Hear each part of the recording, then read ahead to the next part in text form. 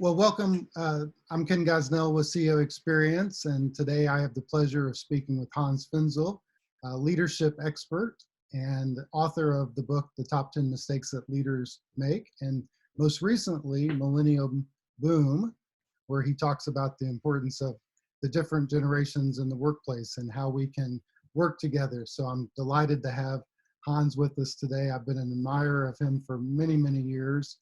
Since he's written these powerful and inspirational books. And so Hans, welcome today. Thank you for joining us on this video call. You're welcome. Glad to be with you, Ken, and with everybody else that's on the call. Thank you very much. You know, obviously we're in the midst of this crisis and this difficult moment. Can you tell me a little bit about how you look at this situation and what do you think leaders should be considering during this difficult time? It's a time where we can be paralyzed by fear, that's for sure, even freaking out. And my heart goes out to business people who just had to put the stop button on their business, and they're worrying about how they're going to pay their employees, how they're going to pay their bills. So fear, fear is a really big thing. And how do you combat fear? Boy. And I certainly have my own fears. So I don't want to be trite, but I love the verse in Matthew chapter 6 where he talks about the birds that don't worry. We shouldn't worry. And I don't know why, but I live here in Colorado, and I get my hot tub every morning after I get up with my coffee. And there have been more birds out lately than normal. And they're just in my trees here, just singing up a storm. And they keep reminding me of what Jesus said, don't worry about life, whether you have enough food or drink or enough clothes to wear. Isn't life more than food, and your body more than clothing and employees and bills? Look at the birds. They don't plant or harvest or store anything, and yet your Heavenly Father feeds them. Aren't you worth more than they are? Can all your worries add a single moment to your life? So I don't think that's tried. I think ultimately we have to trust God with our future. Oh, I think that's fantastic. You know, I think as leaders, I talk about leaders as diamonds sometimes because we look at things from multiple angles, right? And we have a lot of complexity to us. You know, in times of worry and fear, that can be even that much more enhanced because we're looking at things from multiple situations. And so I love those verses, right? That we shouldn't have to worry about tomorrow. That's one of the promises that God gives to us. So I love that reminder. Thank you for that.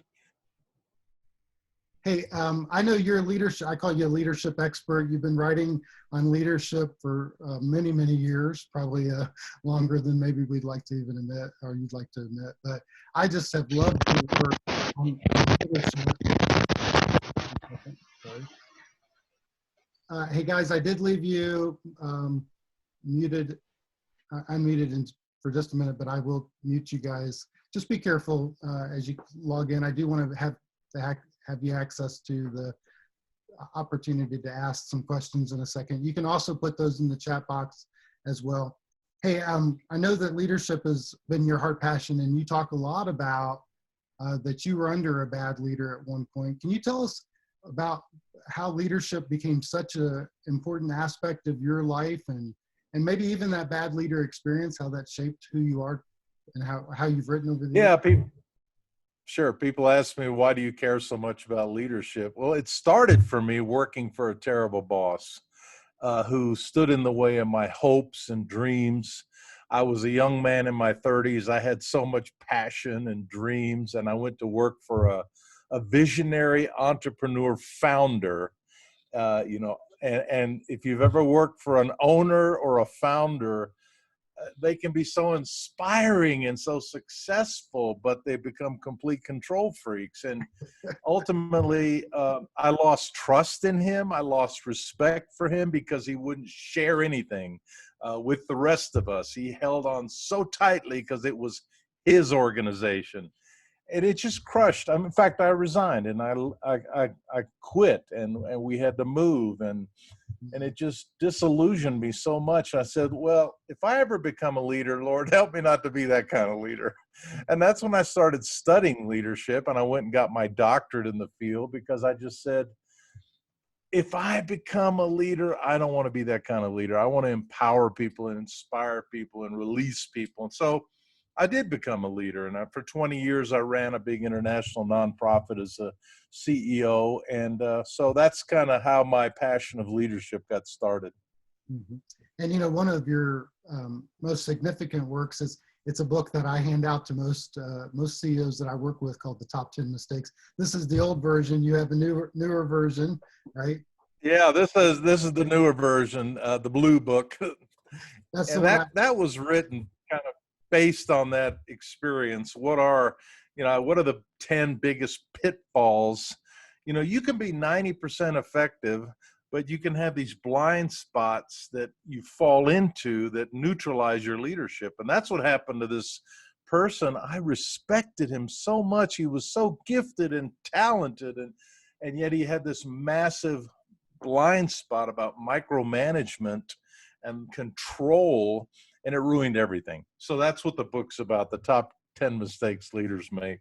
Yeah, I think it's a favorite. It's actually one of my top 5 leadership books that I give to every CEO. Well, thank you. I appreciate that very much, Ken. Hey, when you think about today, though, in this crisis that we're in this difficult moment, I mean, all of those mistakes that you mentioned in the book are really critical for us to embrace as leaders.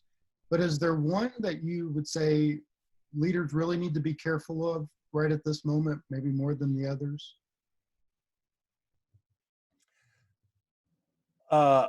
Well, on a negative, I would say being afraid and trying to control everything.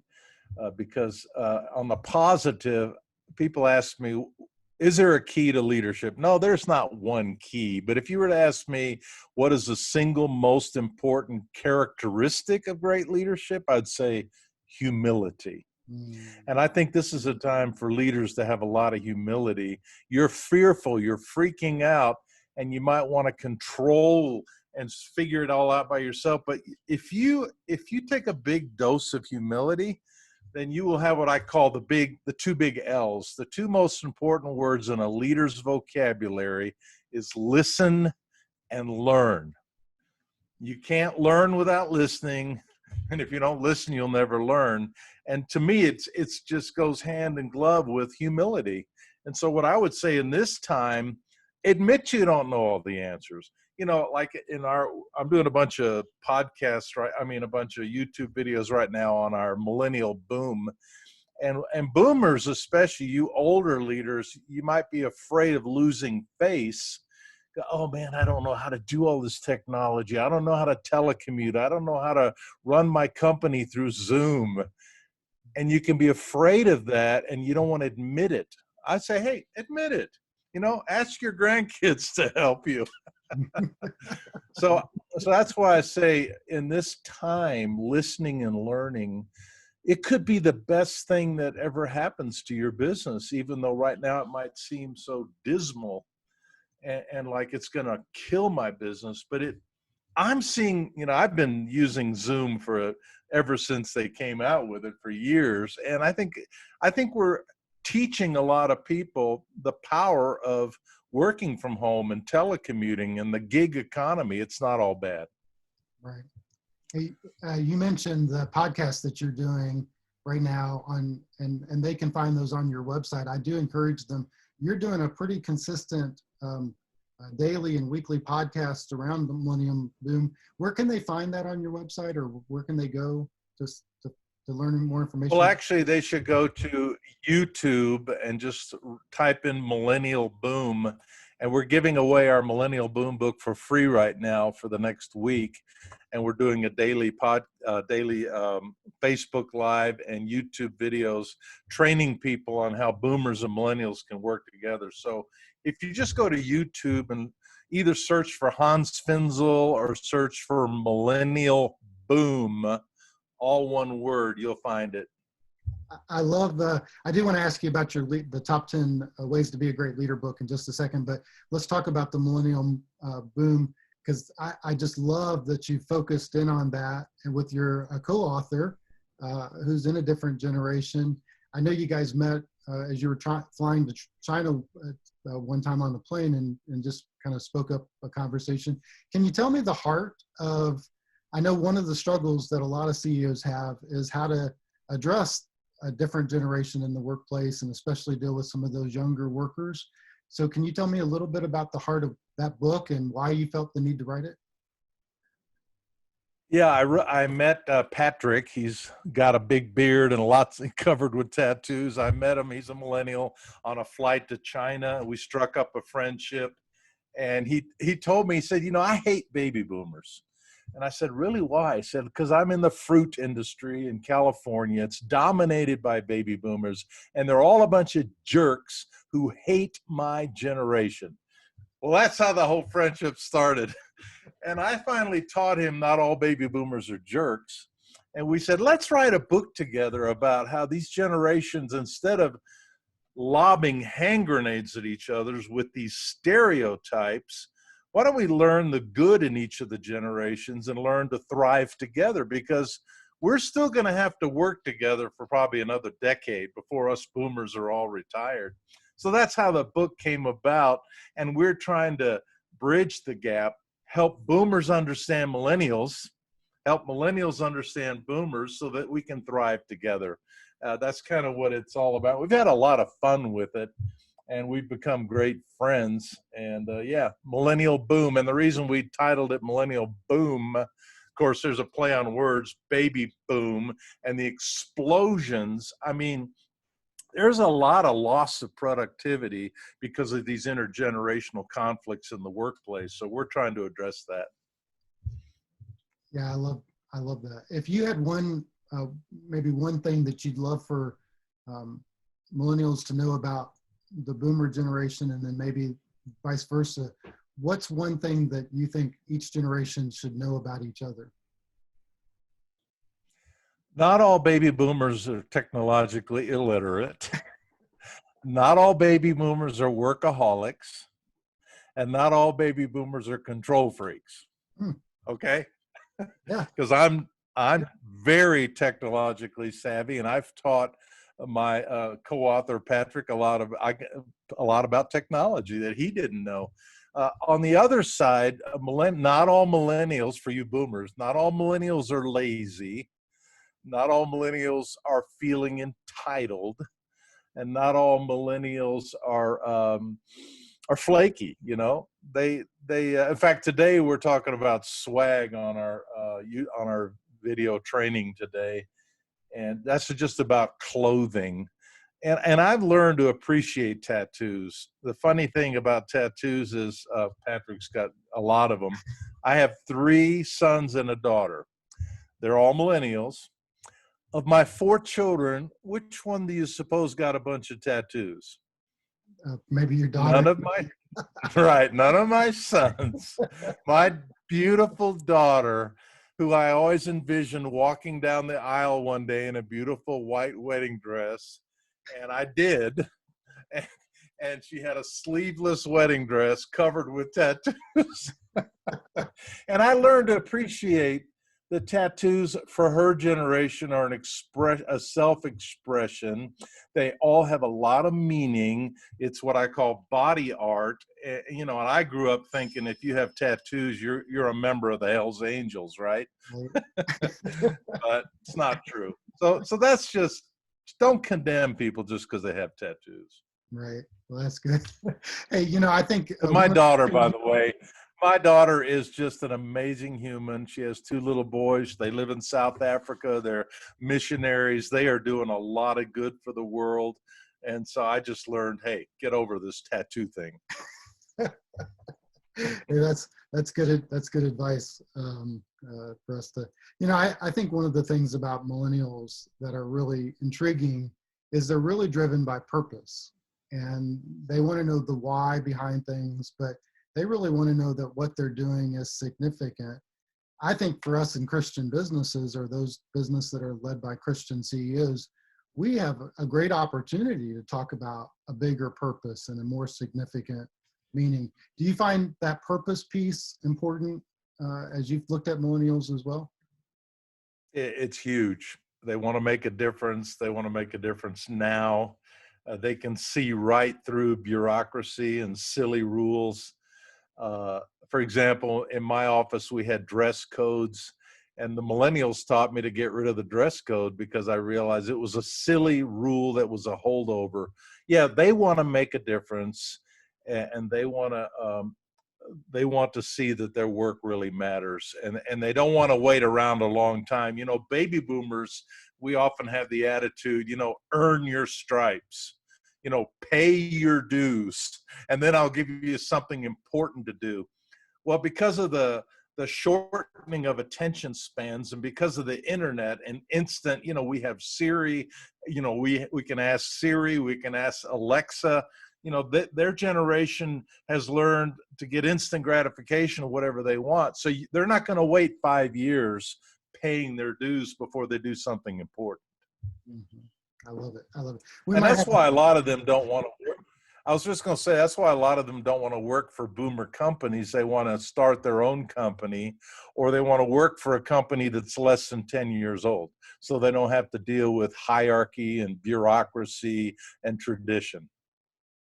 Yeah, that's helpful information. I tell, we've got a company, one of the companies I work with is 80 years old. And I tell every company that they should think of themselves as a startup, because obviously for innovation purposes and creativity purposes, but also just what you mentioned, this millennial process, they don't really want to have to wade through all the past, and they really look for something that's new and fresh.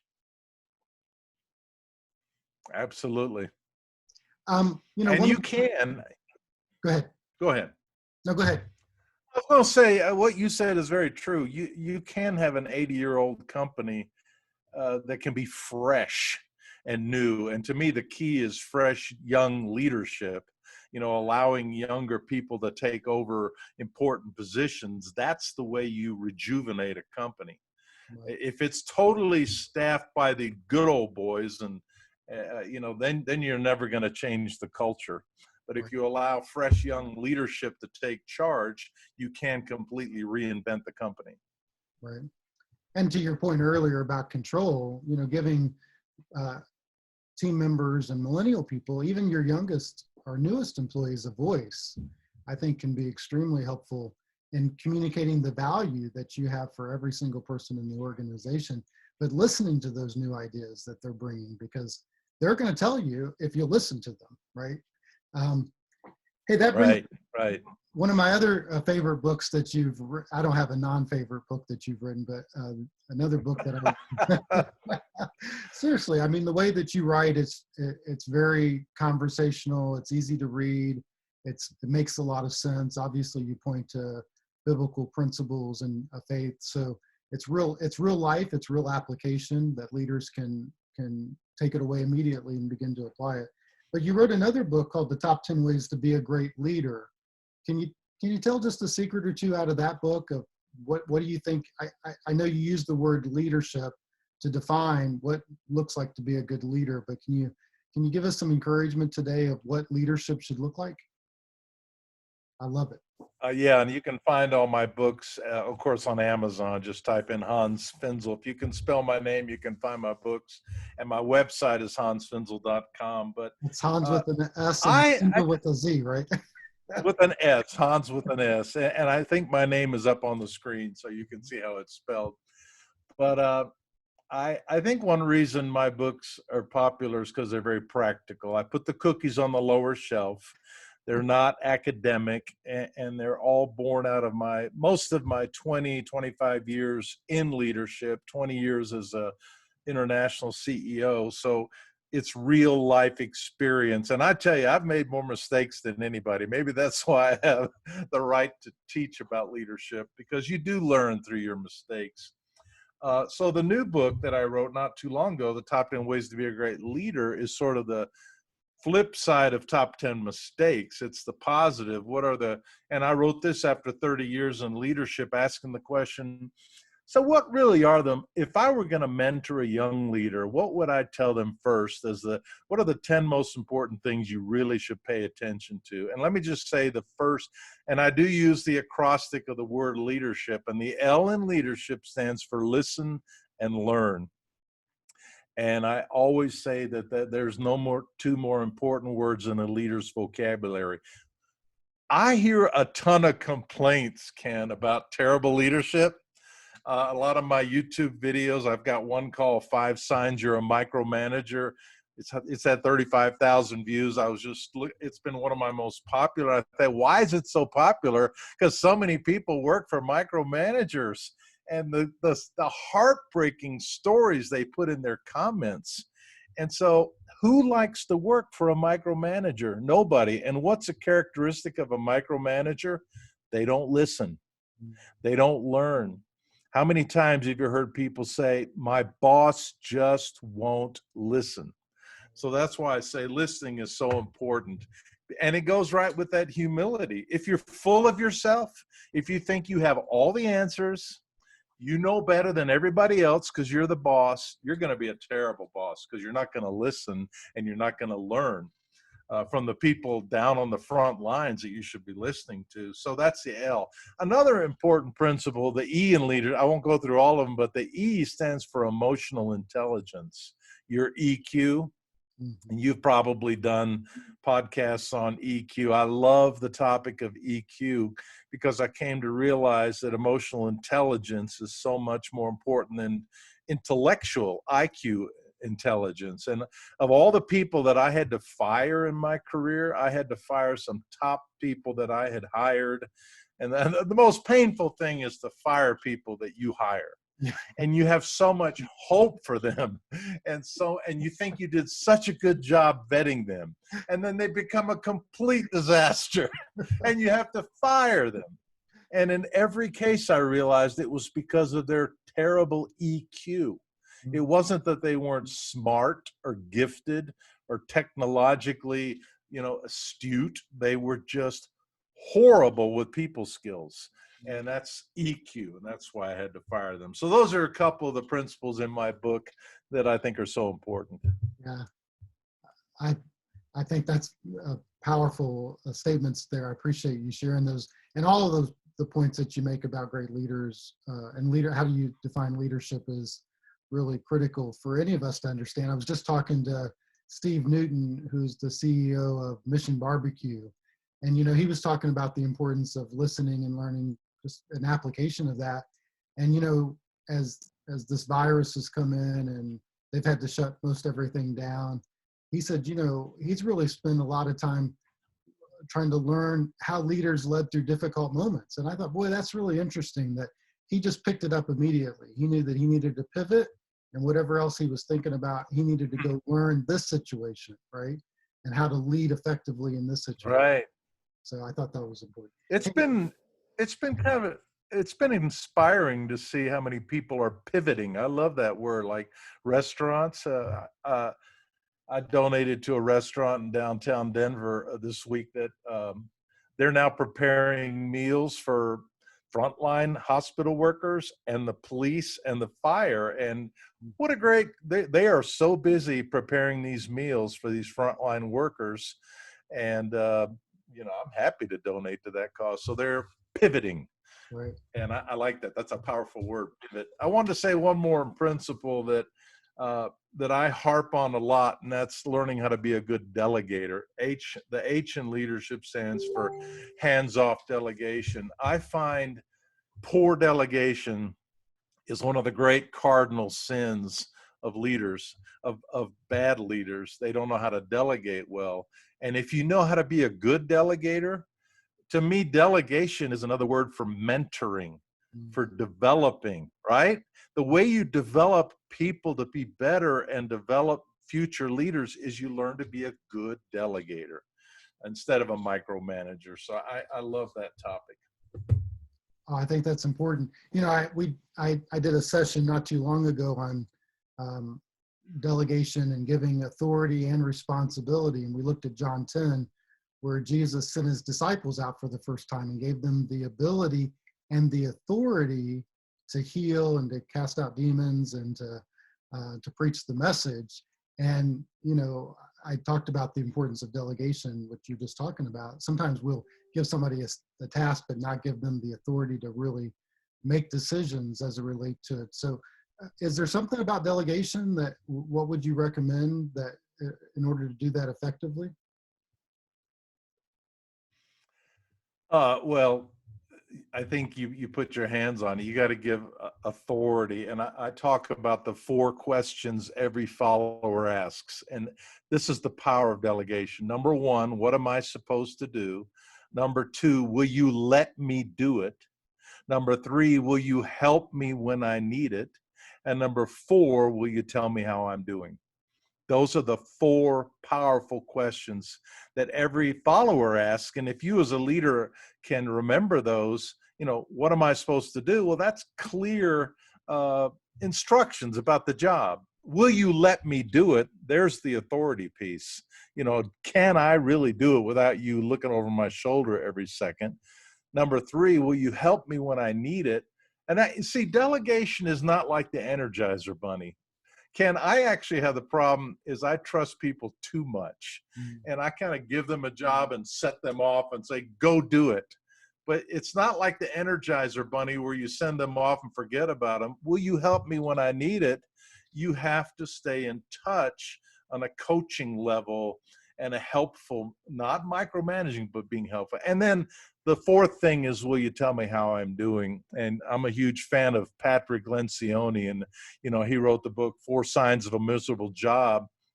And one is lack of feedback. People crave to know, how am I doing? So that's my quick and dirty secrets to great delegation. I was hoping you'd share that. I love those 4 questions. So thank you for sharing that. I think those are so helpful. When I read that and saw that, it was like a light bulb moment went on for me to think about. Oh, good. Effectively delegating and being there along the process. And so thank you for sharing that. Hey, we're going to take some questions from the people on the call in just a second. If you've got a question, go ahead and go into the chat box and you can put that up and I'll ask Hans those questions. I know we've talked a little bit and in your books, you mentioned faith and your faith perspective. Can you tell us a little bit about your personal faith and how that's shaped your leadership journey? Yeah, I'm a person of faith, and I was a hippie in the 1960s. I was very lost, very rebellious, strung out on drugs, went to the University of Alabama, and I almost committed suicide. And when I was 18 years old, I was so lost and messed up. And these guys shared Christ with me and led me to Christ and to faith, and it changed my life.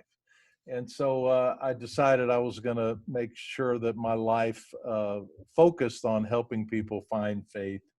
And as I got into writing books on leadership, my books I would call crossover books. A lot of non-Christians love my books because there's not just a Bible study, but I do sprinkle my books with scriptures, you know, and I happen to believe Jesus was the greatest servant leader there ever was. And I teach servant leadership. Right. In fact, I have my most popular YouTube video is called "What is Servant Leadership Really?" And it's a talk I did at Lancaster Bible College a couple of years ago. And what is servant leadership really? A lot of people don't get it. What it is, it's humility. It's actually valuing other people as important as you are. It's not being weak and wimpy and milquetoast. It's strong, but you value other people. In fact, my definition of servant leadership is when the leader cares more about the good of the people than his or her own enrichment. That's servant leadership. So I've been very much shaped by the leadership style of Jesus and also all the leaders in the Bible. Ken, another thing about leaders you learn in the Bible is there's no perfect leaders. That's right. They all have their time. They are so messed up, and that gives me great hope. And don't pretend to have your act together. In fact, I'm also a huge fan of Brene Brown. and the power of vulnerability. Vulnerability is admitting, hey, I'm not perfect. I don't have it all figured out. And let's figure this out together. Mhm. So that's kind of the answer to that question.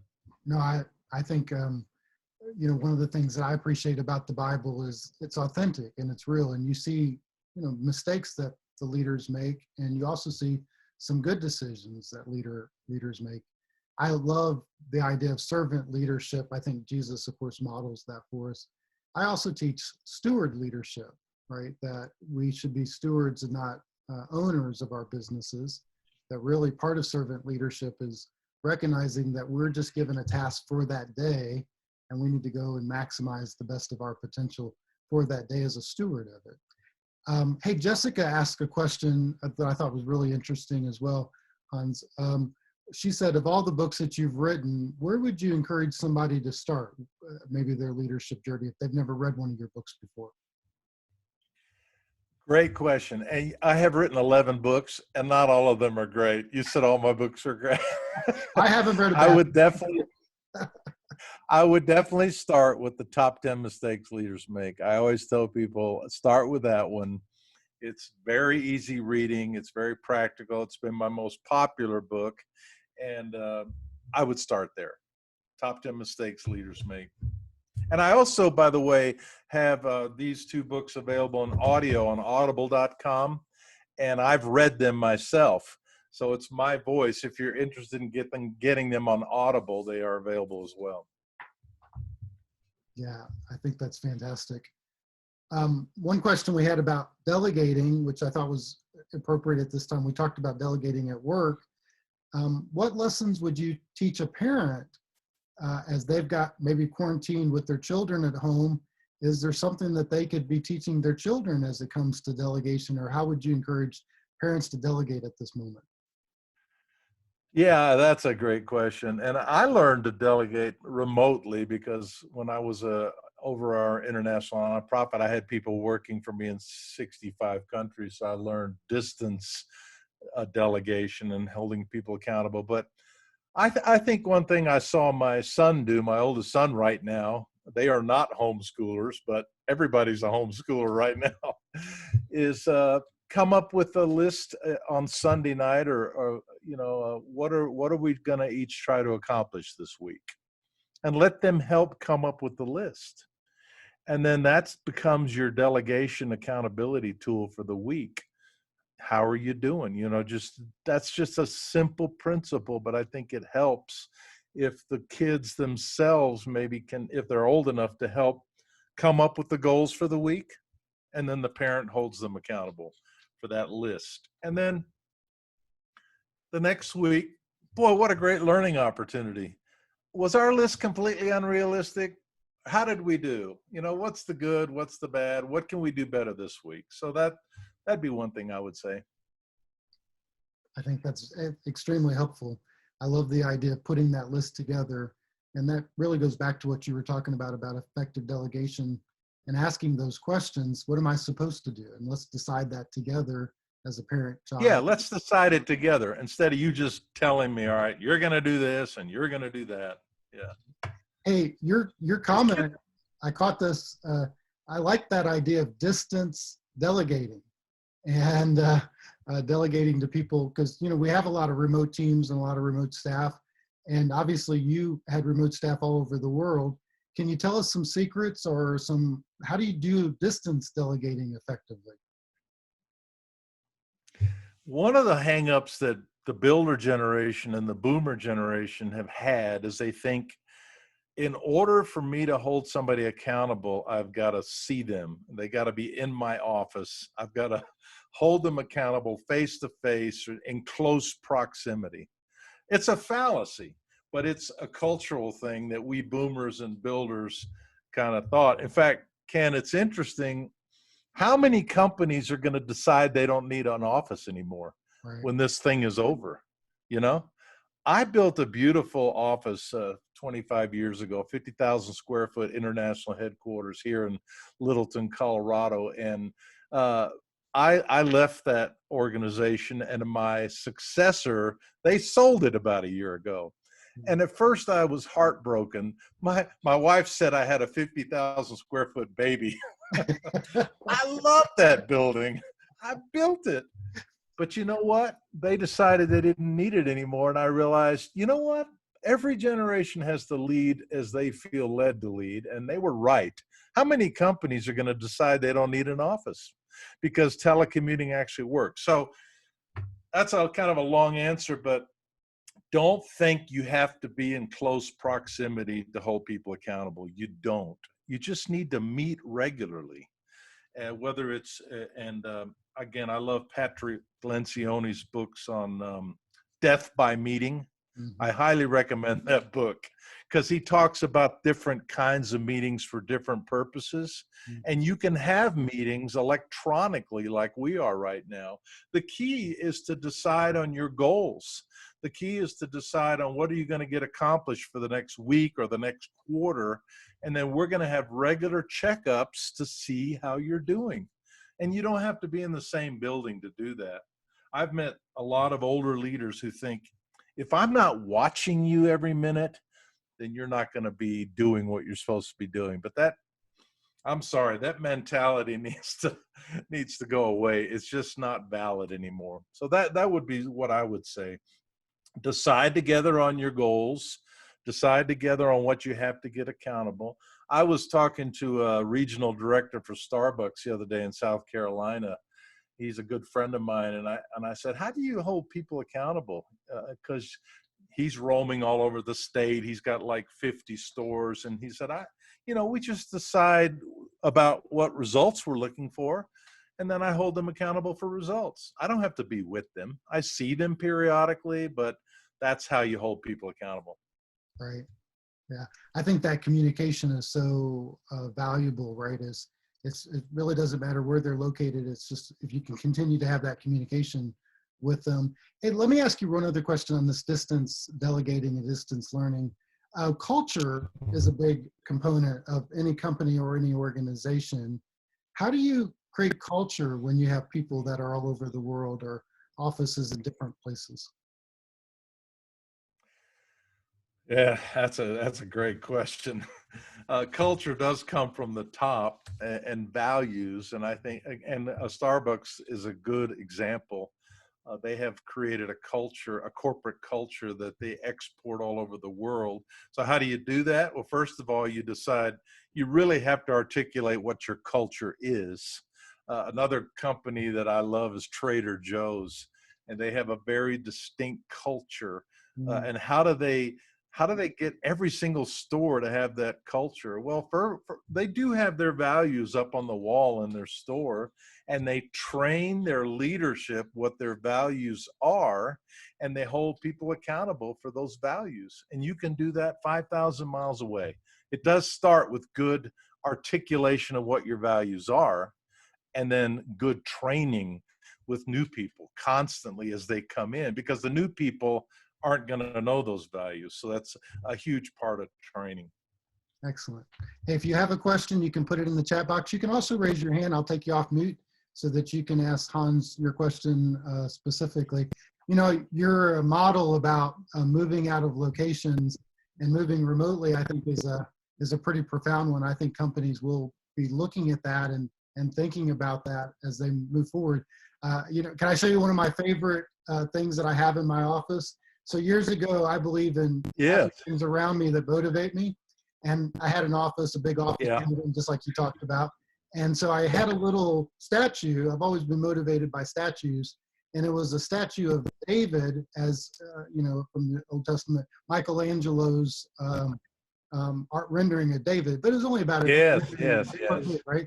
And so anyway, I was surfing the internet one night, and I happened to find a statue of Moses that I thought was about the same size, but I was so excited about finding a bust of what I thought Moses was like. So I ordered it, and so I got it in the mail.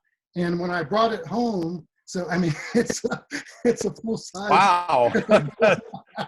Wow. So I showed my wife. That's big. That is big, but I love it because Moses, I know, is one of your favorite leaders as well. So she said, "Hey, listen, Buster, where are you going to put that?" And I said, "Well, I'm going to put it in my office." She said, okay, but as long as it doesn't come in my house, because I get to decide what comes in our house or not, right?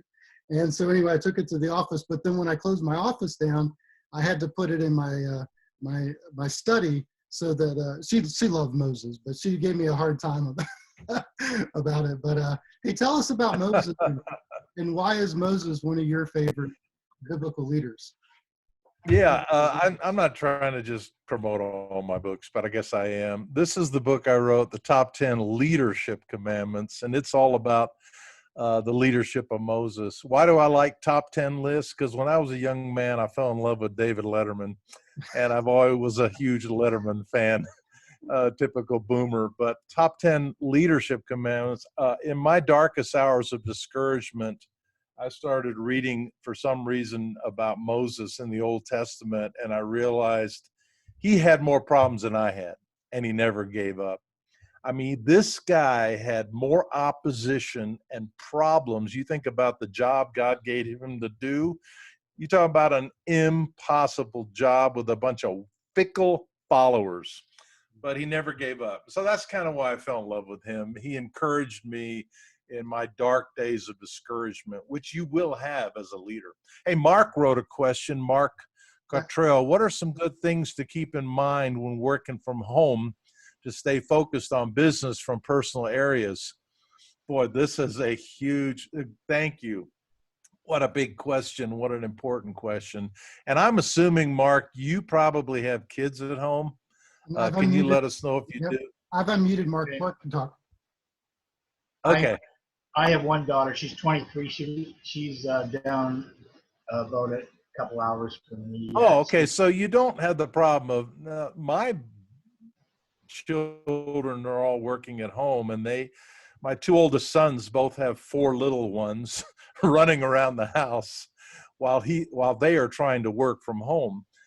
So you don't have that challenge of a bunch of little kids running around, but you still, I think it's important, two things: to have a place that is your dedicated workspace, so that when you go to work, I mean, instead of just working at the dining room table or the kitchen table, to say, sweetheart, I've got to go to work now. I'm going to go to my space, and try to discipline yourself in that space. My second son actually dresses like he's going to work. Now, it's not like formal, but he works in downtown Chicago, and he wears nice clothes when he went to the office. So he'll actually put on some clothes that make him feel more like he's working.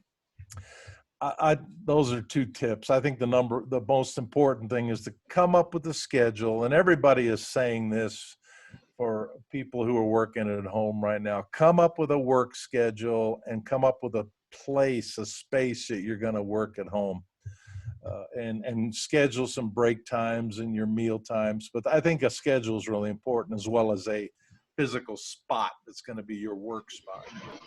I worked from home for years, and I always had an office, but it was always everyone trying to understand when you're actually working, and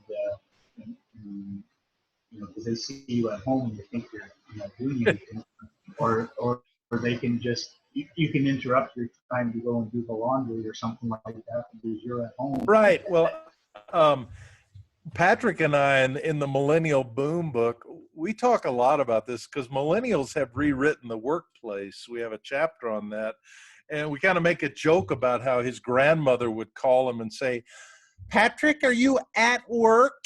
Because I don't want to bother you if you are at work. Well, he works at home. So how do you answer that question?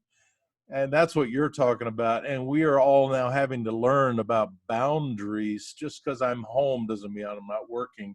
But millennials have been sort of what I call erasing the boundary between work and home as a whole generation. They like to work from home, and they've learned how to figure it out more than we boomers have. Great question, Mark. Thank you. And Mark is from Canada, so we're having an international moment, right? Hey, shout out to our friends up north. Yeah, thank you. Hey, we had another question from Tracy. She asked about, how do you see this moment of time right now, especially in the moment of business, reshaping leaders, or maybe even reshaping relationships? What's the vision that you see coming out of this? Yeah, that's a great question. I do think a whole lot of businesses are going to learn about that they can telecommute. I think they're going to save a lot of money by not having formal offices, and they're going to realize they don't need them, and they're going to learn it's more about communication. And you mentioned that a few minutes ago, Ken, and I want to come back to the word communication, because I've seen people that have an office, bosses, and all their workers are in close proximity, but they don't talk to them. They don't communicate. And so what do we learn through this process of decentralization? Communication, how important it is to communicate well as a leader. And so I think leaders are going to learn a whole new importance to staying in touch, having good, productive meetings that really do communicate. So that, off the top of my head, I think that's something that's going to be that, and the whole learning. Maybe another thing leaders are going to do, they're going to realize I don't know everything and I need to learn new stuff. And probably there may be already books out there on how to manage a team by distance. There probably are, but that's going to be a whole new industry now, leading through Zoom. Yeah, I was thinking your distance delegating might be a good book, 10 ways to distance delegate. Yeah.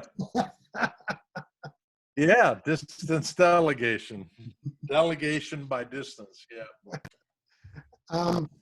We talked about Moses just a couple of seconds ago or minutes ago, and this is a defeat for a lot of businesses and business leaders, CEOs. I know, even though we talk about stewardship, a lot of these businesses have been in existence for 20 years or 30 years.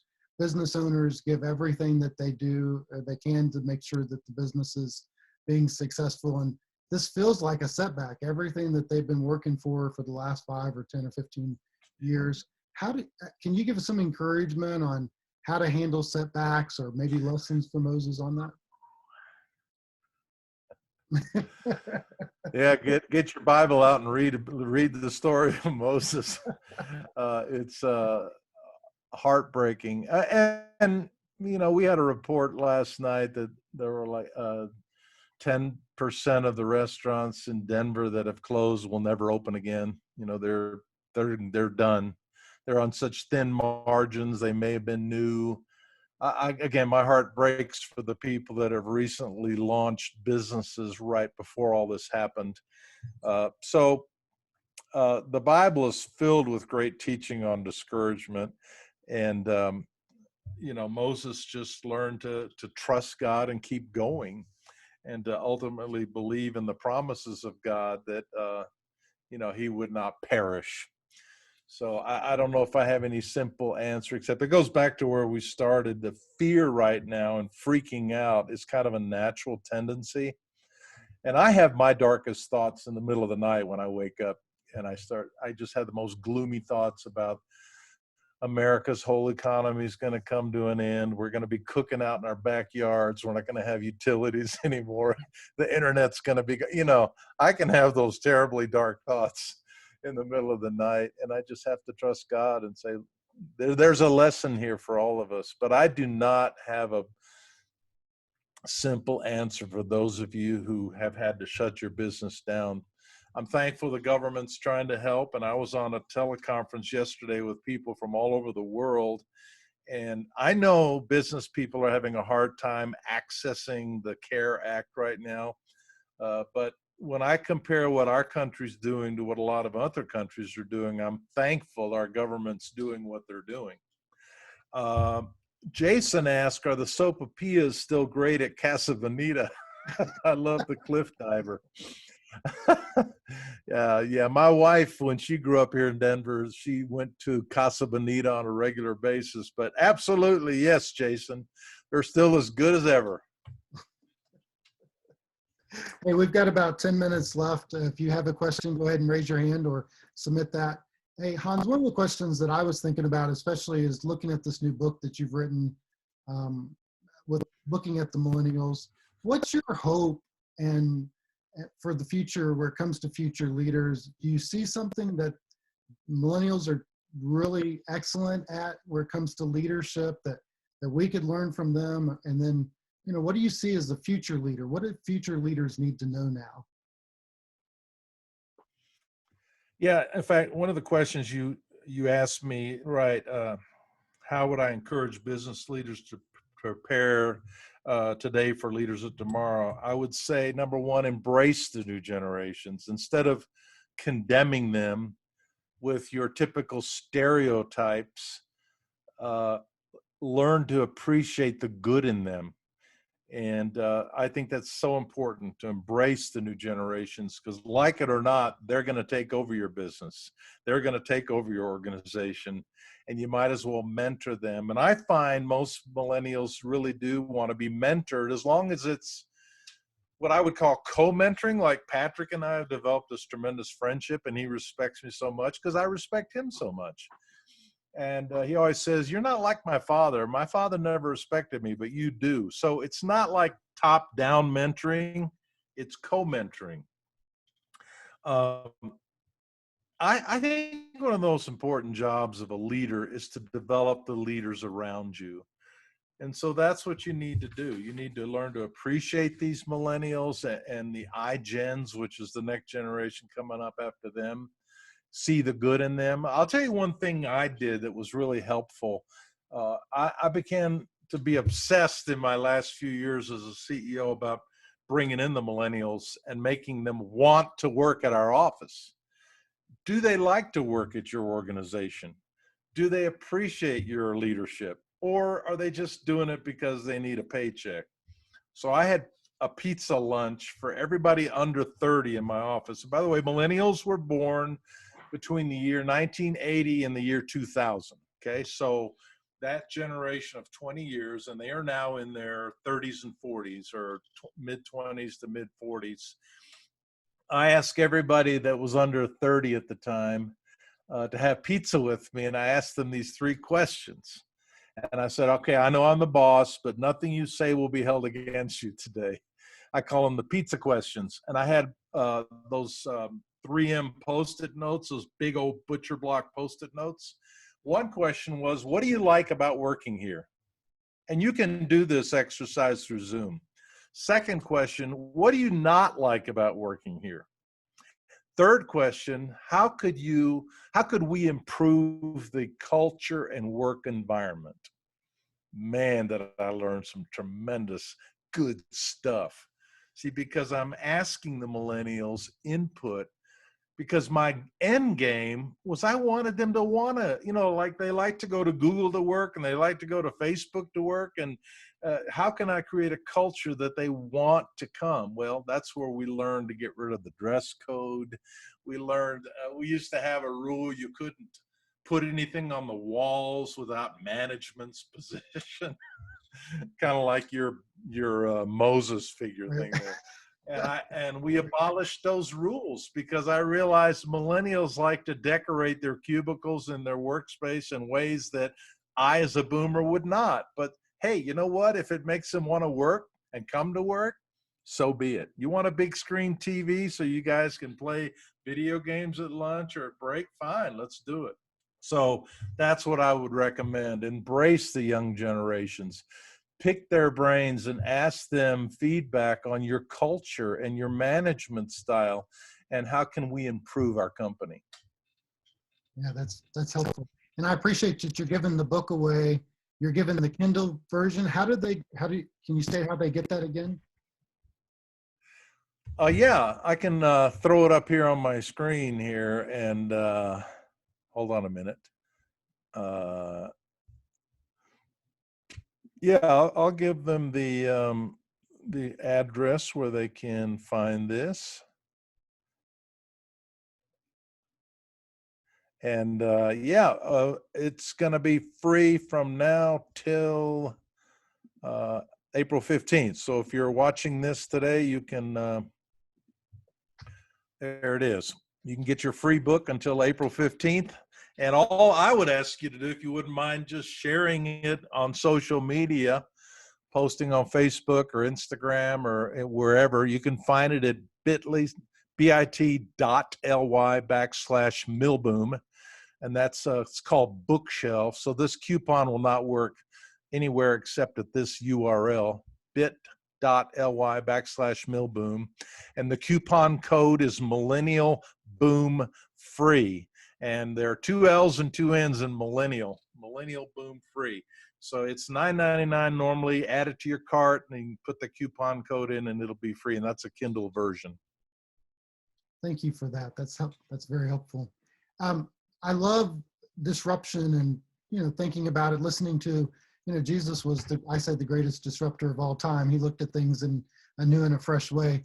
So I think companies have to be innovative and creative as they look and bring in the new generation.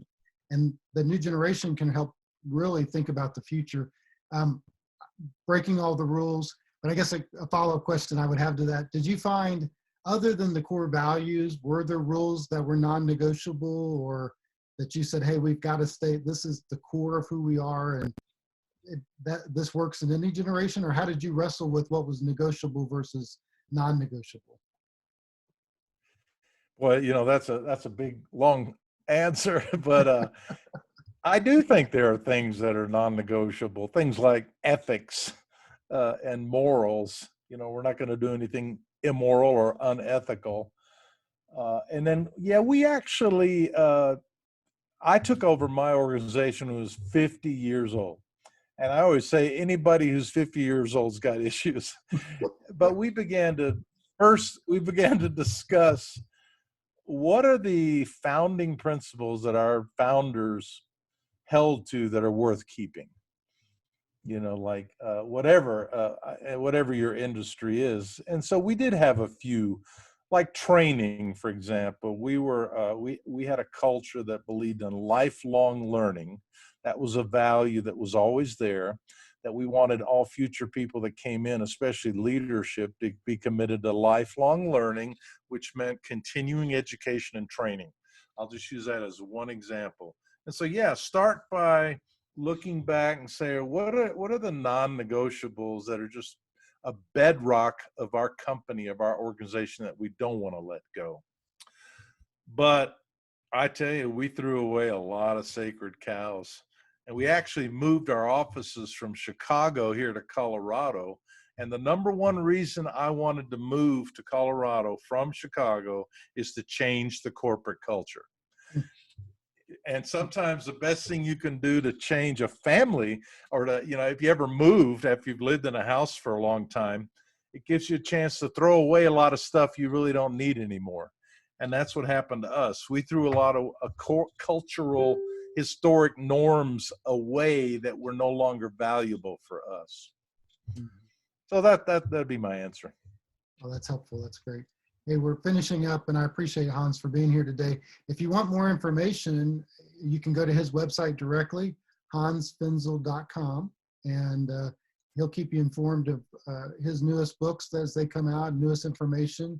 Obviously, he has a YouTube channel, which you mentioned, so you can go and you can search Millennium Boom there, or his name, and his YouTube channel will come up. Yeah, you can just go to search for Hans Finzel on YouTube, and you'll find all my, I've got lots of training videos on there. Yeah, and I do encourage them to watch these new videos that you're doing with Patrick, as you guys are really looking at real practical. I've watched them, real great interviews or conversations that you guys are having on some real critical topics that you talk about in the book. So they're very encouraging and fun to watch. You guys are fun to watch together. Hey, Hans, I appreciate you being here today. It's been a real sense of encouragement. Do you have a last word for us, or a parting word that you might give us to think about? Yeah, just remember the L. Do this with your finger, and think, when I think of leadership, the two most important words in a leader's vocabulary is listen and learn.